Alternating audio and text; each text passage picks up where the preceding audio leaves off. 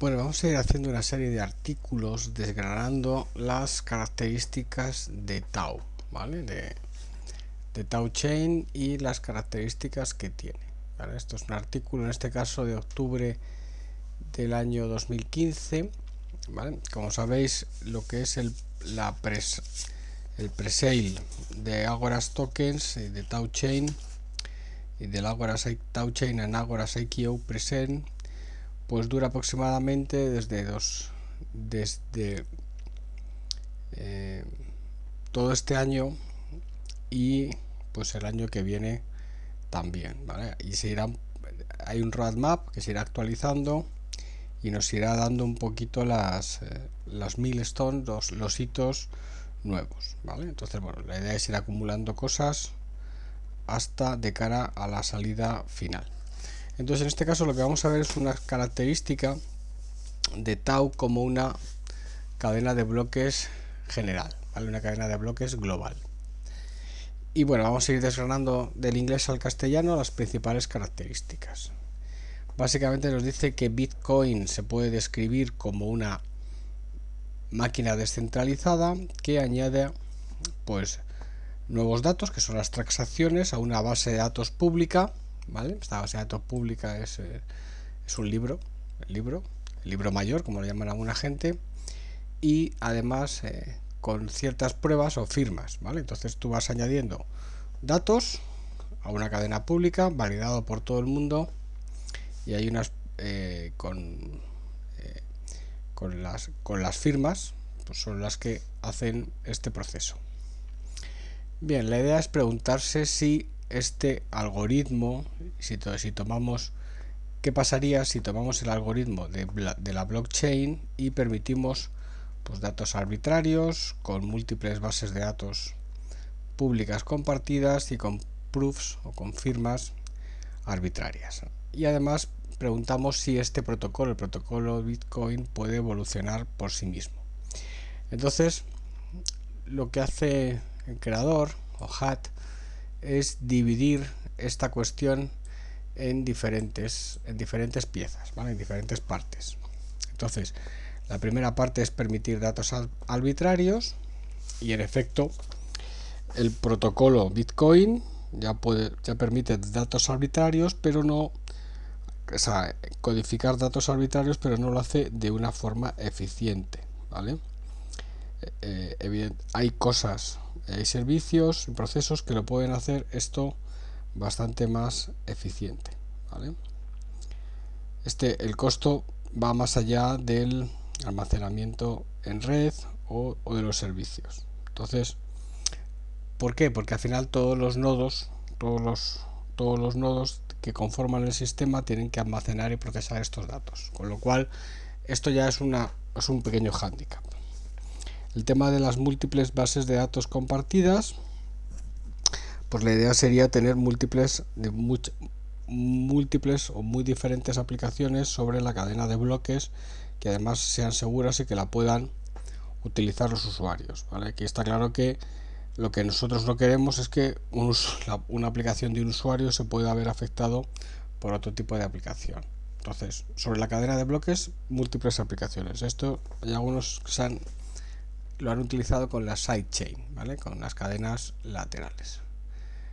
Las pruebas arbitrarias, las firmas arbitrarias, básicamente este tipo de proofs no son nada más y nada menos que programas de ordenador, ¿vale? Desde el punto de vista de Bitcoin, estas pruebas son las salidas son unas firmas de verificación que producen a una serie de funciones de programas. Entonces, y algunas veces con adición de scripts, bueno, o sea, digamos que son validaciones de los programas diciendo que están ok, ¿vale? Que afirma que algunos scripts de Bitcoin pues son bastante débiles. Los scripts asociados a Bitcoins que están en esta librería que aparecen aquí pues son débiles. Entonces, digamos que nos gustaría evidentemente permitir ejecución de todo tipo de código sobre la blockchain, ¿vale? Un código que haga cualquier cosa que nosotros queramos hacer. Y esto es la idea, decir, oye, está perfecto, pero el código que yo quiera ejecutar es cualquier cosa que yo necesite ejecutar, ¿vale? Y el punto 4, que es Cell Definition, puesto que hablamos de una base de datos de programas compartida, digamos, puede ser el protocolo de red por sí mismo. Entonces puede ser el código del cliente por sí mismo, ser parte de la cadena y actualizarse por sí mismo dentro de la cadena. Entonces digamos que se pueda actualizar el código del cliente solo. Entonces va desgranando, estas son las 4 preguntas: el tema del datos arbitrarios, múltiples bases de datos compartida, pruebas arbitrarias y la autodefinición o la definición por sí mismo. Entonces, ¿a dónde llegamos? Llegamos a que el punto 1 es un caso del punto 3, o sea, múltiples datos arbitrarios es una especie de, es una parte de las proofs arbitrarias, de las firmas arbitrarias, básicamente porque digamos que últimamente casi el código pues contiene datos, como es en el caso de Ethereum principalmente. La parte 2, la múltiple base de datos compartidas, pues básicamente se consigue, ¿cómo se consigue? Añadiendo programas sobre la cadena de bloques. Y bueno, pues este tipo de programas ya vemos aquí que son Java, tenemos aquí Java, tenemos C++ y tenemos otro tipo de lenguajes precompilados, ¿vale? Entonces se trataría de hacer una App Store descentralizada que permite el propio código, ¿vale? Código por sí mismo, self. Y con esto ya resuelves el punto 4, que es la Self Definition, tu propio código.